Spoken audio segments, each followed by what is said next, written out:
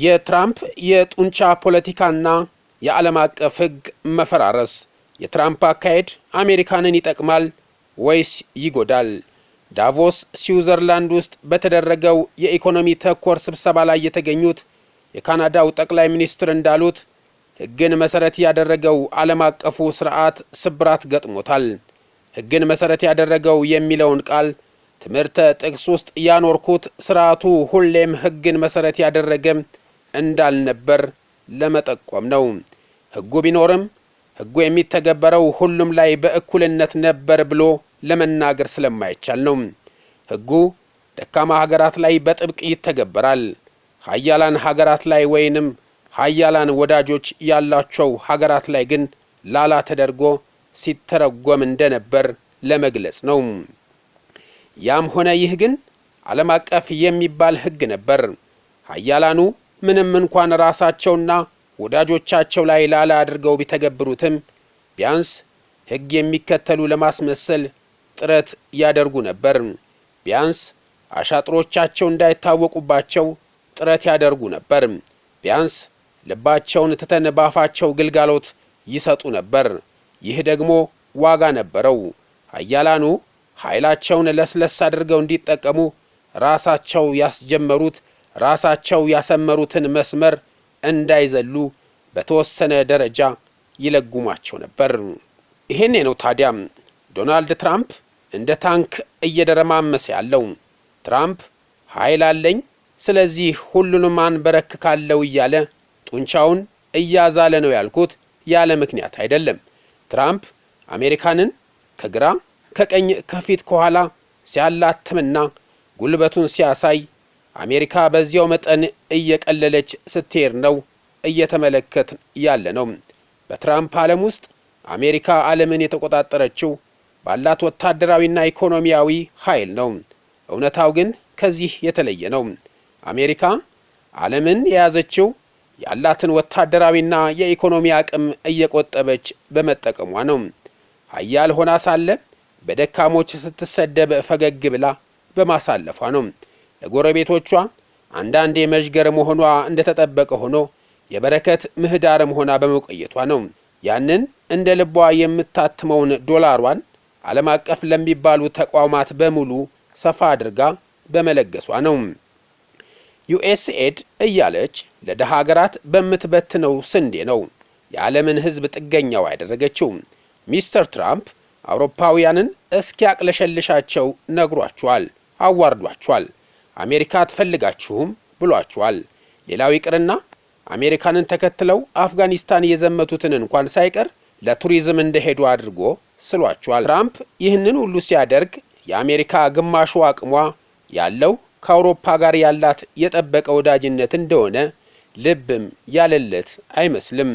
አውሮፓውያን አሜሪካንን እንደ የቅርብ ወዳጅ ሳይሆን እንደ ተፎካካሪ ቢመለከቷት ኖሮ በብዙ መንገድ ከአሜሪካ ጋር መፎካከር የሚያስችል አቅም መገንባት በቻሉ ነበር።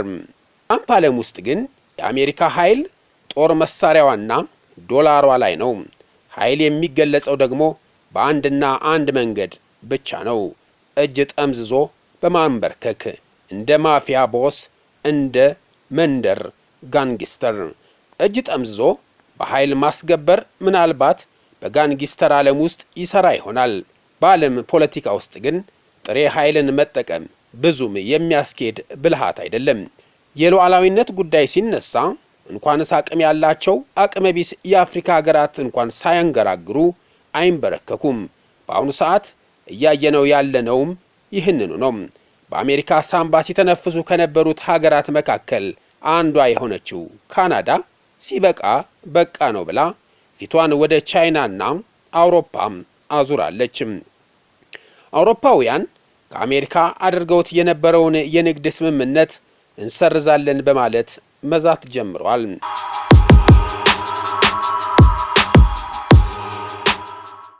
አሜሪካንን ተወት እያደረጉ ሌሎች ወዳጆችን መፈለግ ጀምረዋል። ቻይና እየታቀፈቻቸው ነው። ከህንድም ጋር ሰፊ የንግድ ስምምነት አድርጓል። ከበላይነት ወደ ትብብር በሚል የብልጽግና የአፍሌክስ ፕሬዝዳንት የሆኑት አቶ ዛዲግ አብርሃም በጄፍሪ ሳክስ የተጻፈው A New Foreign Policy Beyond American Exceptionalism የተሰኘው መጽሐፍ በዚህ መልኩ አቅርቦታል። መጽሐፉ አሜሪካ በአሁኑ ወቅት ልዩ ነኝ በሚል እጅግ አደገኛና የተሳሳተ አመለካከት ውስጥ እንደምትገኝ ይተነትናል። ይህ አመለካከት አገሪቱ ራሷን ከማንኛውም ዓለም አቀፍ ሕጎችና ስምምነቶች በላይ አድርጋ እንድታስብ ያደረጋት ሲሆን ሳክስ ይህ አይነቱ አካሄድ በዓለም በኢኮኖሚና በፖለቲካም ወደ ብዙ የኃይል ማዕከላት በተቀየረችበት በዚህ ዘመን ፈጽሞ ሊቀጥል እንደማይችል በምክንያት ይከራከራል።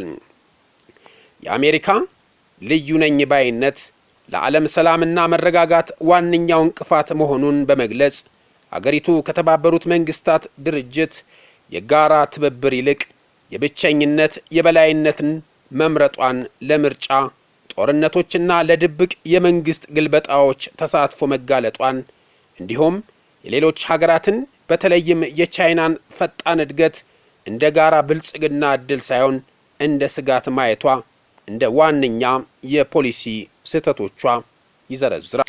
ከዚህ አደገኛ የበላይነት አባዜ ለመውጣት ሳክስ ወደ ብዙ ወገን ትብብርና ወደ ዘላቂ ልማት ያተኮረ ስር ነቀል የፖሊሲ ለውጥ እንዲደረግ ሐሳብ ያቀርባል። አዲሱ የአሜሪካ የውጭ ጉዳይ ፖሊሲ እንደ ፓሪስ የአየር ንብረት ስምምነት ላሉ ዓለም አቀፍ ውሎች ሙሉ በሙሉ ታማኝ መሆንን፣ በተለያዩ የዓለም ሀገራት የተዘረጉ የጦር ሰፈሮችን በመዝጋት እጅግ ግዙፍ የሆነውን ወታደራዊ ወጪ ወደ ዲፕሎማሲ ስራዎች ማዞርንና የጦር መከላከያ በጀትን ወደ ዘላቂ የልማት ግቦች ማዛወርን እንደ ዋና የለውጥ ምሰሶዎች ሊጠቀምባቸው ይገባል።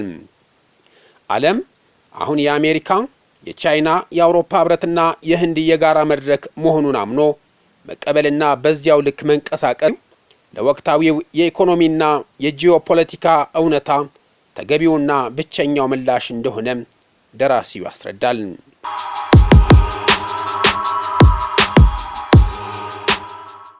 ለ21ኛው ክፍለ ዘመን ዓለም አቀፍ መረጋጋትና ሰላም እጅግ አስፈላጊ የሆኑ 5 መሰረታዊ መርሆች ሳክስ በመጽሐፍ ውስጥ ያስቀምጣል። እነዚህም የሁሉንም ሀገራት ሉዓላዊነትና ብሔራዊ ክብር የሚያስጠብቅ የጋራ መከባበር፣ በወታደራዊ ኃይል ማስፈራራት ፋንታ በዲፕሎማሲያዊ ስምምነት ላይ የተመሰረተ አለመጠቃቃት፣ በማንኛውም ምክንያት በሌሎች ሀገራት የውስጥ ፖለቲካ ጣልቃ ለመግባት ሌሎች ታዳጊ ሀገራትን እንደ እኩል የልማት አጋር ማየትና በልዩነት ውስጥ በሰላም አብሮ መኖር ናቸው። በተለይም አንዱ ሀገር ለራሱ ጥበቃና ደህንነት የሚያደርገው ወታደራዊ ዝግጅት በሌላው ተቃራኒ ሀገር ዘንድ እንደ ከፍተኛ ስጋት የሚታይበትን የደህንነት ቅራኔ በጠረጴዛ ዙሪያ ንግግርና ግልጽነት መፍታት ለዘላቂ ዓለም አቀፍ ሰላም ወሳኝ መሆኑን መጽሐፉም ያብራራል። መልእክቱ የአንድ ሀገር ብቸኛ የበላይነት ዘመን በታሪክ ማብቃቱን በመገንዘብ አሜሪካ የበላይ ነኝ የሚለውን አሳሳች ቅዠት ትታ በዓለም አቀፍ ሕግ በሚመራ ስርዓት ውስጥ ግንባር ቀደም ተባባሪና አጋር መሆን አለባት የሚል ነው።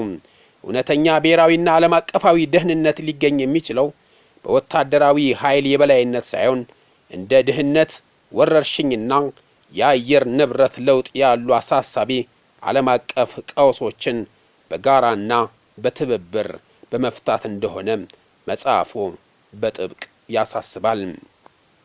ትንታኔው አሜሪካ ካለፈው የጦርነትና የጣልቃ ገብነት ታሪኳ ተምራ ለሁላችንም የምትመች ዓለምን ለመፍጠር ከሌሎች ሀገራት ጋር በትክክል መተባበር እንዳለባት ያሳያል።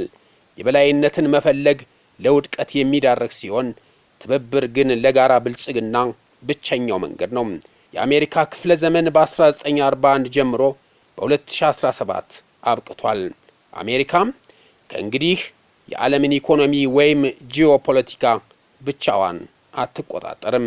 ሕግን መሰረት ያደረገው ዓለም አቀፍ ስርዓት ሲፈርስና የጫካ ሕግ ገዢ ሲሆን አገራት ራሳቸውን ለመከላከል ወዳጅ አጋር ፍለጋ ወዲህ ወዲያ መመልከታቸው የተፈጥሮ ሕግ ነው።